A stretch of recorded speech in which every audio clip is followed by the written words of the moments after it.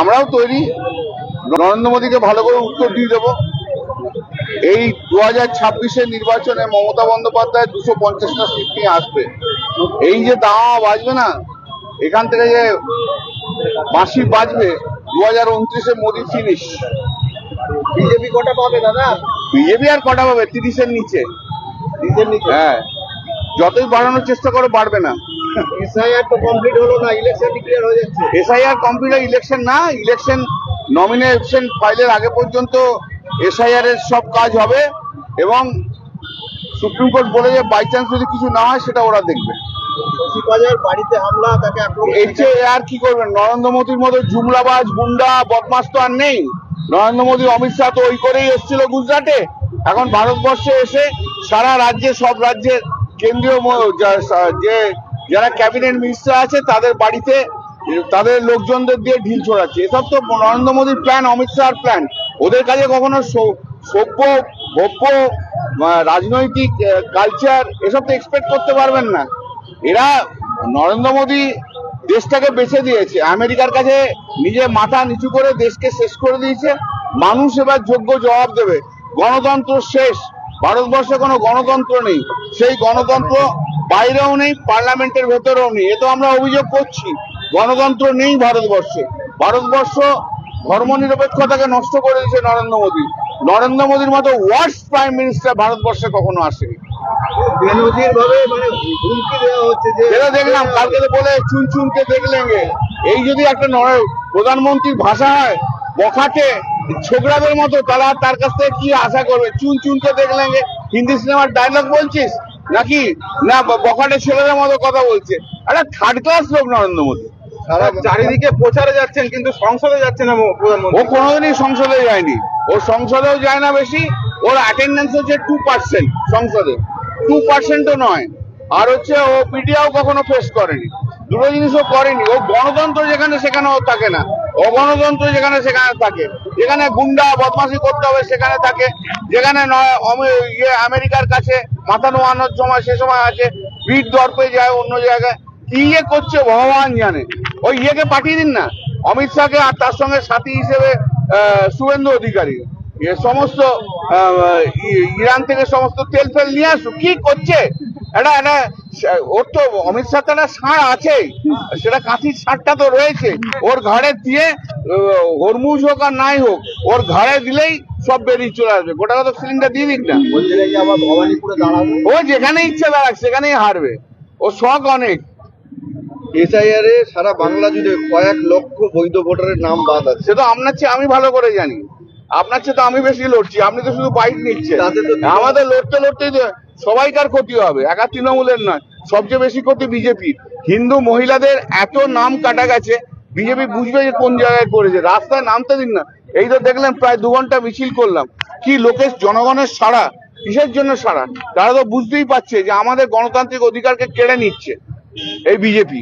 আর আমাদের যতটা উন্নয়নের দরকার ততটা মমতা ব্যানার্জি করছে। এই তো এত তো সাড়া, আর এত সাড়া আছে বলেই তো আপনারা দৌড়ে দৌড়ে এসছেন। নরেন্দ্র মোদী সারা ভারতবর্ষ বন্ধ করে দেবে, আপনি চিন্তা করবেন না। নরেন্দ্র মোদী সারা ভারতবর্ষ বন্ধ করে দেবে। আর ওর কিছু পেট মিডিয়া আছে, আপনাদের কথা বলছি না, আপনাদের মালিকদের কথা বলছি। ওদের কিছু পেট মিডিয়া আছে, তাদের দিয়ে তাদের কাছেই রাজা হয়ে থাকবে, আর কোথাও থাকবে না। আমরাও তৈরি, নরেন্দ্র মোদীকে ভালো করে উত্তর দিয়ে দেবো। এই 2026-এর নির্বাচনে মমতা বন্দ্যোপাধ্যায় 250টা সিট নিয়ে আসবে। এই যে দাওয়া বাজবে না, এখান থেকে যে বাঁশি বাজবে, 2029-এ মোদী ফিনিশ। বিজেপি কটা পাবে দাদা? বিজেপি আর কটা পাবে? 30-এর নিচে। 30-এর নিচে? হ্যাঁ, যতই বাড়ানোর চেষ্টা করো বাড়বে না। এসআইআর তো কমপ্লিট হলো না, ইলেকশন ডিক্লেয়ার হয়ে যাচ্ছে। এসআইআর কমপ্লিট, ইলেকশন না, ইলেকশন নমিনেশন ফাইলের আগে পর্যন্ত এসআইআর এর সব কাজ হবে এবং সুপ্রিম কোর্ট বলে যে বাই চান্স যদি কিছু না হয় সেটা ওরা দেখবে। শশীবাজার বাড়িতে হামলা, তাকে আক্রমণ। এর চেয়ে আর কি করবেন? নরেন্দ্র মোদীর মতো জুমলাবাজ গুন্ডা বদমাস তো আর নেই। নরেন্দ্র মোদী অমিত শাহ তো ওই করেই এসেছিল গুজরাটে।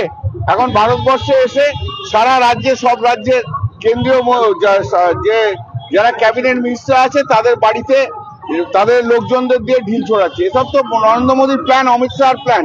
ওদের কাছে কখনো সভ্য ভব্য রাজনৈতিক কালচার এসব তো এক্সপেক্ট করতে পারবেন না। এরা নরেন্দ্র মোদী দেশটাকে বেছে দিয়েছে, আমেরিকার কাছে নিজে মাথা নিচু করে দেশকে শেষ করে দিয়েছে। মানুষ এবার যোগ্য জবাব দেবে। গণতন্ত্র শেষ, ভারতবর্ষে কোনো গণতন্ত্র নেই। সেই গণতন্ত্র বাইরেও নেই, পার্লামেন্টের ভেতরেও নেই। এ তো আমরা অভিযোগ করছি, গণতন্ত্র নেই ভারতবর্ষে। ভারতবর্ষ ধর্মনিরপেক্ষতাকে নষ্ট করে দিয়েছে নরেন্দ্র মোদী। নরেন্দ্র মোদীর মতো ওয়ার্স্ট প্রাইম মিনিস্টার ভারতবর্ষে কখনো আসেনি। বেনজির ভাবে মানে হুমকি দেওয়া হচ্ছে যে যেটা দেখলাম কালকে তো বলে চুন চুনকে দেখলেঙ্গে, এই যদি একটা প্রধানমন্ত্রীর ভাষা হয় বখাটে ছোকরাদের মতো, তারা তার কাছ থেকে কি আশা করবে? চুন চুনকে দেখলেঙ্গে হিন্দি সিনেমার ডায়লগ বলছিস নাকি? না বখাটে ছেলেদের মতো কথা বলছে। একটা থার্ড ক্লাস লোক নরেন্দ্র মোদী। সারা চারিদিকে প্রচারে যাচ্ছেন কিন্তু সংসদে যাচ্ছে না ও প্রধানমন্ত্রী। কোনোদিনই সংসদে যায়নি, ও সংসদেও যায় না বেশি। ওর অ্যাটেন্ডেন্স হচ্ছে 2%, সংসদে 2%ও নয়। আর হচ্ছে ও মিডিয়াও কখনো ফেস করেনি, দুটো জিনিসও করেনি। ও গণতন্ত্র যেখানে সেখানে ও থাকে না, অগণতন্ত্র যেখানে সেখানে থাকে। যেখানে গুন্ডা বদমাশি করতে হবে সেখানে থাকে, যেখানে নয় আমেরিকার কাছে মাথা নোয়ানোর সময় সে সময় আছে, ভিড় দর্পে যায় অন্য জায়গায়। কি ইয়ে করছে ভগবান জানে। ওই ইয়েকে পাঠিয়ে দিন না, অমিত শাহকে, আর তার সঙ্গে সাথী হিসেবে শুভেন্দু অধিকারী। এ সমস্ত ইরান থেকে সমস্ত তেল ফেল নিয়ে আসুক। কি করছে এটা? ওর তো অমিত শাহ তো একটা ষাঁড় আছেই, সেটা কাঁথির ষাঁড়টা তো রয়েছে ওর ঘাড়ে দিয়ে। হরমুজ হোক আর নাই হোক, ওর ঘাড়ে দিলেই সব বেরিয়ে চলে আসবে। গোটা কত সিলিন্ডার দিয়ে দিক না, বলছে নাকি আবার ভবানীপুরে দাঁড়াবে। ও যেখানে ইচ্ছে দাঁড়াক সেখানেই হারবে। ও শখ অনেক। এসআইআর এ সারা বাংলা জুড়ে কয়েক লক্ষ বৈধ ভোটারের নাম বাদ আছে। সে তো আপনার চেয়ে আমি ভালো করে জানি, আপনার চেয়ে তো আমি বেশি লড়ছি। আপনি তো শুধু বাইক নিচ্ছেন, তাতে তো আমাদের লড়তে লড়তেই তো সবাইকার ক্ষতি হবে, একা তৃণমূলের নয়। সবচেয়ে বেশি ক্ষতি বিজেপির। হিন্দু মহিলাদের এত নাম কাটা গেছে, বিজেপি বুঝবে যে কোন জায়গায় করেছে। রাস্তায় নামতে দিন না। এই তো দেখলেন প্রায় 2 ঘন্টা মিছিল করলাম, কি লোকের জনগণের সাড়া, কিসের জন্য সাড়া? তারা তো বুঝতেই পারছে যে আমাদের গণতান্ত্রিক অধিকারকে কেড়ে নিচ্ছে এই বিজেপি।